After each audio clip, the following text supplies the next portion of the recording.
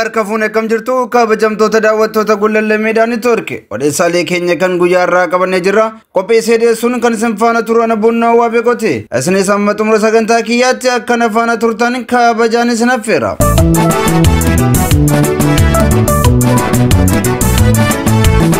Mata duree keenya jalqabaa odeessaalee keenya guyyaa irraatiin baatiiwwan 9 darbanitti miseensonni Koomishinii Poolisii Oromiyaa 4225 waraana bilisummaa Oromootti makamuu sanadi koomishinichaa miliqee bahee mul'isee jira.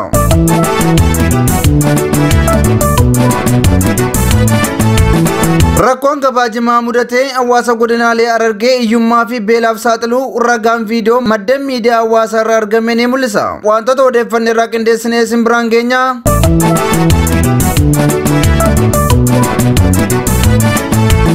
Wallagga Bahaa bulchiinsa magaalaa Naqamtee keessatti dargaggoon tokko waraana mootummaatiin ajjeefamuun himamee jira.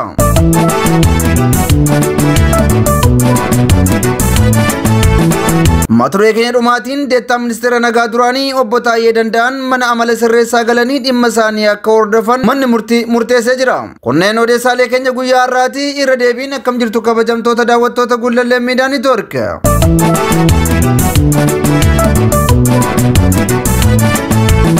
Baatiiwwan 9 darbanitti miseensonni Koomishinii Poolisii Oromiyaa 4225 waraana bilisummaa Oromootti makamuu sanadi koomishinichaa miliqee bahee mul'isee jira. Waliigalaan baatiiwwan 9 darban keessatti miseensonni Koomishinii Poolisii Oromiyaa 4800 ol sababoota garaagaraatiin hojii gadi dhiisuu sanadichi eereeti jira. Koomishiniin Poolisii Oromiyaa qaamota gurguddaa 4 jechuun poolisii iddilee, poolisii farra libelolaa, poolisii to'attoota fincilaa fi poolisii eegumsa qaama VIP jedhaman kan qabu yoo ta'u, walumaa galatti yeroo ammaa miseensota 51 fi 700 ol akka qabus beekameera. Ragaan sanada Koomishinii Poolisii Oromiyaa keessaa miliqee bahee akka mul'isutti baatiiwwan 9 darban keessatti miseensonni Poolisii Oromiyaa 4870 sababoota garaagaraatiin hojii gadi dhiisanii jirus jedheera. Akka sanadi qorannoo Koomishinii Poolisii Oromiyaa irratti qajeelcha olaanaa bulchiinsa qabeenya namaatiin adeemsifamee agarsiisutti Koomishinii Poolisii Oromiyaa keessatti haalli gadi lakkiisa hojii irra jiru yeroodhaa gara yerootti dabalaa fi hammaachaa kan dhufu ta'uu isaas ni mul'isa.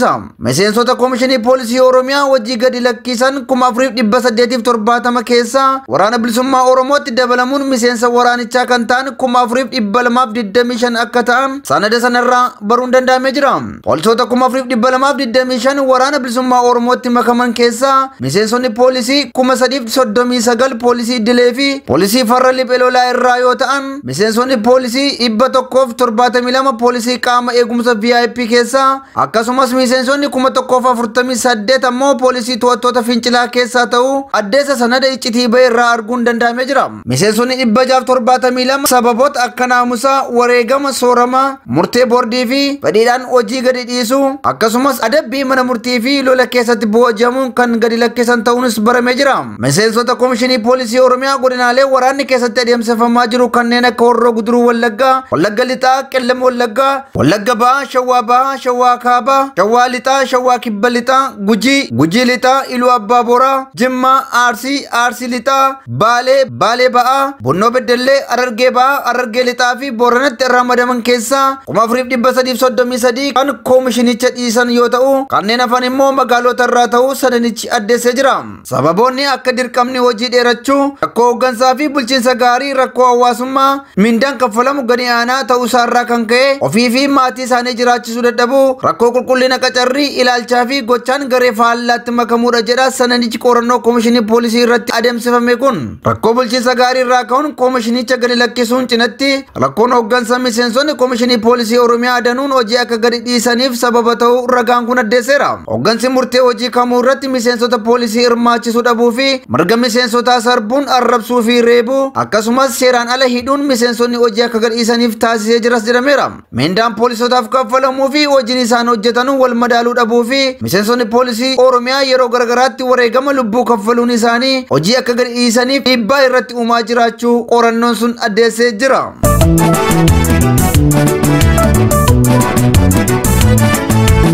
Rakkoon gabaa jimaa mudatee hawaasa godinaalee Harargee hiyyummaa fi beelaaf saaxiluu ragaan viidiyoo maddeen irraa argame ni mul'isa.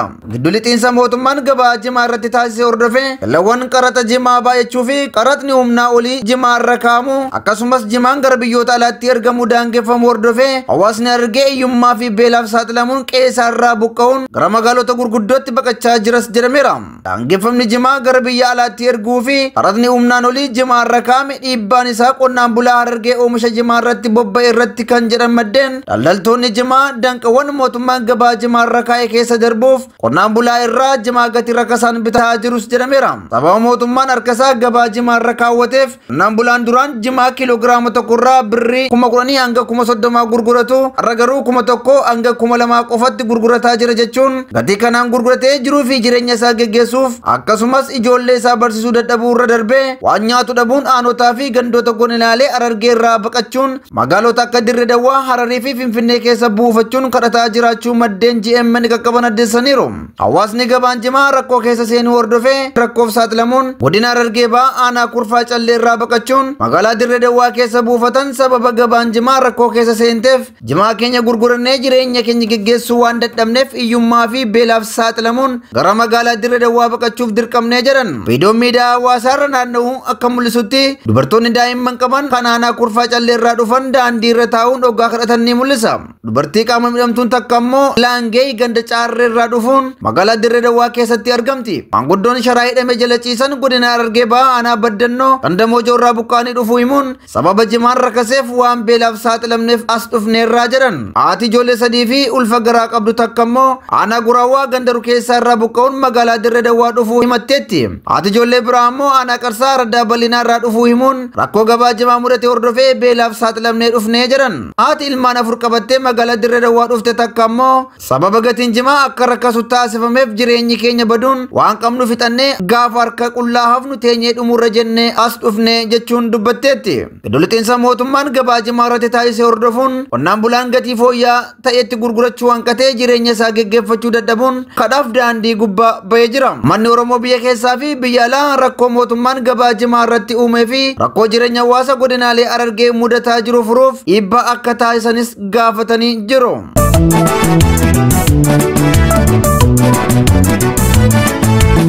Wallagga ba'aa bulchiinsa magaalaa Naqamtee keessatti dargaggoon tokko waraana mootummaan ajjeefamuun himame. Godina Wallagga ba'aa bulchiinsa magaalaa Naqamtee keessatti jiraataa magaalattii kan ta'e dargaggoo Garbee Aftaamuu jedhamu balleessaa tokko malee waraana abbaa irree mootummaa PP'n ajjeefamuu maddeen keenya Naqamtee irraa himaniiru. Dargaggoo Garbeen badii tokko malee naannoo hospitaala riiferaalaa Naqamteetti waraana bilxiginnaan akka ajjeefame maddeen keenya kun ifa godhaniiru. Waraanni dargaggoo kana ajjeese imala Dr. Abiyyi Ahmad guyyaa kaleessaa Naqamteetti taasisee dursee sakatteessaa fi eegumsaaf kanneen bobbaafamanii akka ta'e beekameera. Eegumsa Abiyyi Ahmadii fi garee isaa kaabinootaa fi dabballoota akkasumas caasaalee PP godinoota Wallagga arfan irraa dhufaniif jecha waraanni mootummaa hedduun magaalaa Naqamtee guutummaatti to'achuun isaanii yaadatama. Kaabinoonni fi kaadiroonni mootummaalee federaalaa fi naannoo Oromiyaa hedduun guyyaa kaleessaa magaalaa Naqamteetti argamuun hiriira caasaalee mootummaa gurmeessan irratti argamanii jiru.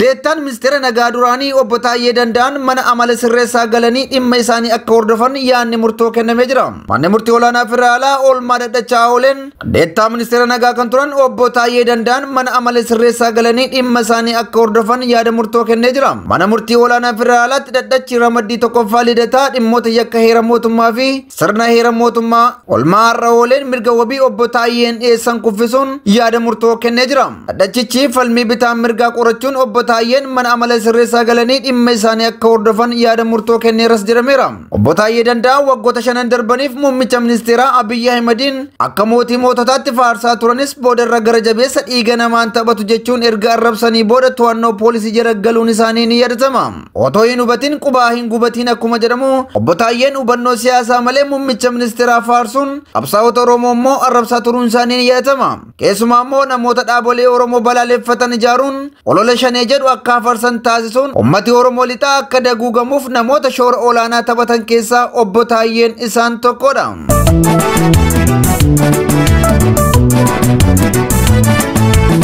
hayyani kabajamtoota daawwattoota Gullallee Miidiyaa Niitoorkii odeessaaleen keenya kan guyyaa irratti fi qabanne kanneen hangasii turanii qopheessee dhiyeessuun kan isin faana ture ana bunnoo waa beekoti. Isinis qophiileen keenya yeroo hundumaa akka isin bira ga'aniif toora YouTube Gullallee Miidiyaa Niitoorkii subscribe share like gochuu hin dagatinaa isiniin jenna. Akkasumas karaa toora chaanaalii Facebook fi Telegramii Gullallee Miidiyaa Niitoorkii follow like akka gootan gaamanumaan isin affeerra. Wanta nu daawwattaniif galatooma.